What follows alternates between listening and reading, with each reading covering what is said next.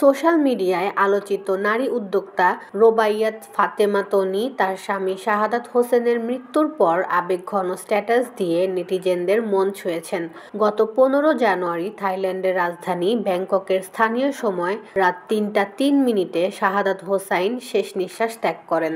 তনি তার ফেসবুক পেজে স্বামীর মৃত্যুর খবর জানিয়ে লেখেন, সে আর নেই, ব্যাংকক সময় ৩টা ৩ মিনিটে আমাকে সারা জীবনের জন্য একা করে চলে গেছে। তার এই পোস্ট দ্রুতই সোশ্যাল মিডিয়ায় ছড়িয়ে পড়ে। পোস্টের নিচে ভক্ত ও শুভাকাঙ্ক্ষীরা শোক জানিয়ে মন্তব্য করেন এবং তার স্বামীর জন্য দোয়া করেন।